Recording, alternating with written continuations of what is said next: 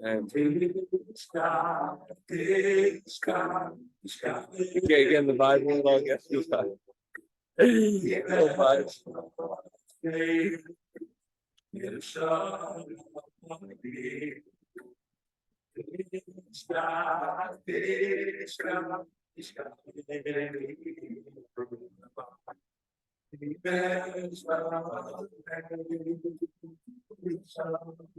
Never, almost there. Redemption's almost there.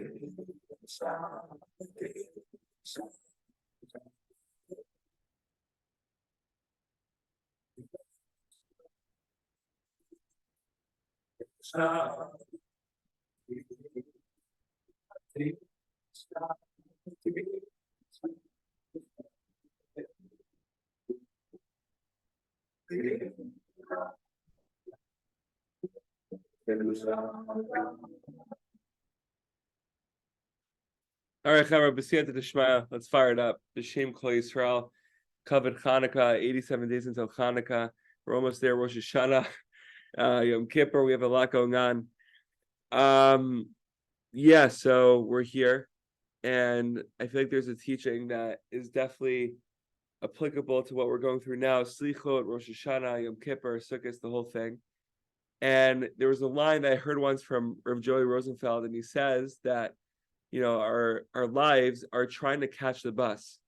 Like we're running to the bus stop, and we're trying to get that 39 to the mall or whatever it may be, or to Mesofer Nada. And he says, even while we're chasing the bus, and we're chasing it all the time, we have to recognize that we're on the bus already. It's like we're trying to chase Hashem. We're trying to chase him through our words, through prayer, through Torah, through relationships, through it all. We have to realize that we're there already. Mamash, we're close. We're as close as I can get. Chaim, what's up? Oh, what is up? Chaim, what is up? So we're in Slichot now, and I'm sure you guys had a fire Slichot Motzei Shabbos, and we're waking up early for Slichot, the whole thing. And I think it's just like a general theme of what's going on. I don't know if you guys can relate to this, but I'm not the fastest reader when it comes to, anything, but like when we get to davening, it's the hardest thing is because like I'm trying to catch the bus. Like the Chazan is going, a million miles an hour because he gets like everything. He chops everything. He chops what he's saying, and he could read very fast. But then there's me who's trying to read, and I don't really understand what I'm saying. And yet I'm still trying to chase. I'm chasing without the ability to just be like, wow, I'm here right now. I'm sitting here right now. I made it. I'm on the bus already. So there's this teaching in Rabbi Nachman's Likutei Maran, 281, where he talks about, I'm just going to read it through because it's just important to hear the words of Rabbi Nachman. So we'll go like this. Even an ordinary person, not saying that you guys are ordinary, but even an ordinary person, if he sits himself in front of a holy book, aka Slichot, being in davening, or any holy book, Mesilas Yesharim, Badarach, and looks at the letters of Torah, he'll be able to perceive new insights and wonders. That is, by his concentrating well on the letters of Torah, the letters begin to shine and come together in the aspect of, our sages saying this, the letters stood out and came together. That's from the sages, they said that. So an ordinary person could take these letters and string them together and draw new insights. Then there's another person who can see wonders in the just continue. Then one can see wonders in the new combinations. It is possible to perceive in the book something the author did not think of it at all. Even an ordinary person could do this. Now let's talk about the great people who are running. And while they're running, they're also chopping, they're also understanding, they're also getting the insights. A great person can perceive this without any effort. Yet even a totally ordinary person can comprehend and perceive new insights if he sits himself in front of the book and concentrates on the letters of Torah, as explained above. So there's two types of people. We shouldn't be discouraged when we're sitting there, slicho, or whatever it may be. I'm just giving the slicho example because that's what I'm going through right now. You have the great people the chazan, let's say, you have the people in the base medrash who are chopping it, who are reading it through, who are saying every single word, and not only saying every single word, but they're also understanding the deeper dimensions of the words, and they're able to string all the words together, and they get it, they chop it, and they're even able to draw it down insights. Yes, I'm holding one of these, holding one of these, yeah. And they're able to draw down new insights. But Rabbi Nachman gives us such a strong medicine. And he says, even us who sit there and could be confused, could feel like we're left out, could feel like we're not enough, we're not doing enough, even us can draw down new insights. Just the more we stop and pause and concentrate, we'll be able to do such an act. There's a story with a kid. A boy once came to the slichot, and imagine the scene. You walk into Gissin, the chevra fired up. You have the guitars going. I don't know if there were guitars there. Were there guitars? No guitars. Guitars. Guitars, a bunch of instruments. People are screaming out the words. They're crying. You feel like the heavens are open right in front of them. The whole thing. Yeah, what a scene of Gissin. No? What a scene. People, they're all great. They're all like perceiving the words. They get the words. They're stringing them all together, drawing new insights. It's effortless.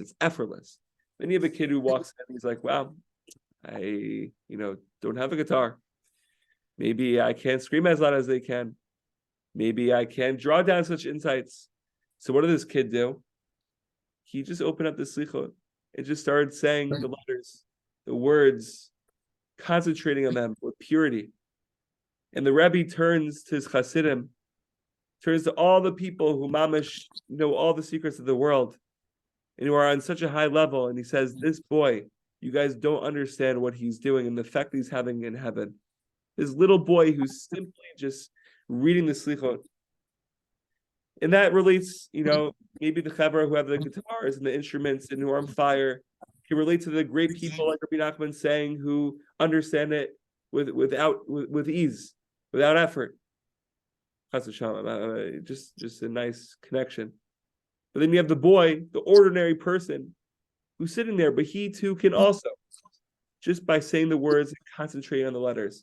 There's one more piece of Torah which relates to this. I'm sorry that we're going overboard, but it's unbelievable. I read it recently. I'm in one of the 500 group chats that I'm in. I guess someone sent a link to this new book. It's a really good book. It says it's Open Gates to Personal Prayer by Rav Nassim David Kivak. He's a Breslov Mashpia. A beautiful book by Feldheim, $14. In Israel, it's probably 250 shekel. But, that's the perks of being in the U.S., no?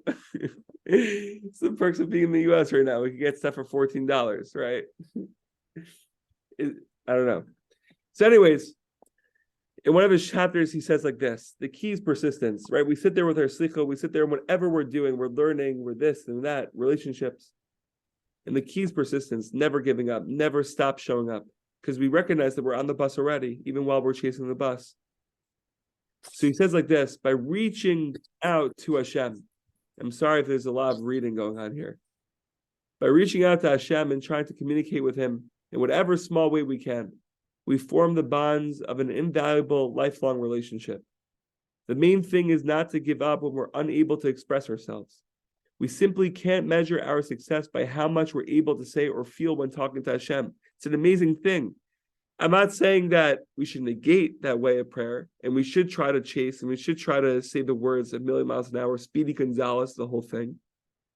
But we also don't know the value of just saying one letter and concentrating on one letter, or on one paragraph, on one tefillah. Instead, our success should be evaluated according to how much we want to connect to Hashem. I have the slichot open. I'm there in the Beit Midrash. This alone is me wanting to connect to Hashem. It doesn't have to be by means of how much I'm saying the percentages and this and that and how good I look. And to understand the nature of the perseverance we should have in having this, it gives an example of hibodedut, but just prayer and whatever we're doing in life. Rabbi Nachman gives us the following parable. And this will just take us home. Mamash will be the even more medicine. I feel like we're drugged up already with so much medication for Rabbi Nachman. He's the pharmacist. He's just giving us medicine for thirsty souls, the whole thing. So Rabbi Nachman says there was once a king who sent his son to a faraway land to study wisdom. After a while, the son returned, a very wise man. He knew the ACT's cold. He knew Shas cold. The king wanted to test his son, so he told him to take an extremely heavy boulder from the basement up to the attic. Even though the son was very wise, he was unable to lift such a heavy boulder, and so he was upset that he couldn't fulfill his father's request. The king turned to him and said, "Did you really think that I expected you to lift such a heavy boulder all at once? With all of your wisdom, don't you know that it is impossible? My intention was for you to take a hammer and break it into small pieces that you could easily carry up to the attic." So, Chaver, this is us. This is Mamash us. Rav Desmond Kivak says, Rebs, "Yeah, I gotta dip in here, so I gotta go. But no. You have 30 more seconds. You have 30 more seconds. I literally have to dip. Like No. literally. This is the intro. This is the intro to our day. This is the intro to everything, not conclusion. So Hashem I'll commands us. follow through on YouTube. No. Sure. So okay, fine. We're already on the bus.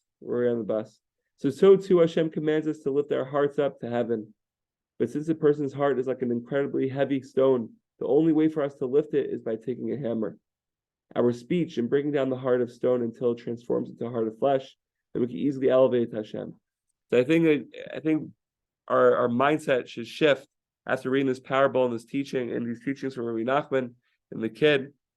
Is we have a heavy boulder that we're dealing with, and to just go from 0 to 100 by going from non-slichot mindset to slichot mindset, and to expect ourselves to lift our heavy boulder and our heavy hearts to Ribono Shel Olam in one shot. I don't know how successful that'll be, but if we have true wisdom, then we'll take that hammer, chip away, little at a time.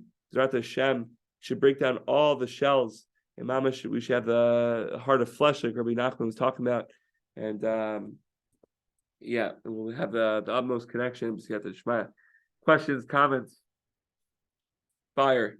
The fact that we're all meeting now and stealing Torah. It's crazy. What a chiddush. And if there's something to add. What? No, I said, yeah, there's something to add. If there's nothing to add, then there's everything to add. Right? Well, we always talk about how, like, we have been talking about in the past month of how we always strive for perfection, but it doesn't mean you need to be perfect in this moment. You're striving towards that perfection, but every step that you take counts, and every little part matters just as much, which is exactly what you're saying with the stone, which I think is important to remember, that even though we're striving to something, doesn't mean that what we're doing right now isn't just as meaningful. Chazak. I learned today that there's a reason that we call it practicing Judaism, because we're always practicing what we're doing. We're actually maybe striving for perfection, but we're always practicing to get there. We're practicing our humility. We're practicing our. Oh, that's strong. We're practicing. That's very strong. That is very strong. Wow. Huari, you wanna give us the intro to go into our day? Just anything.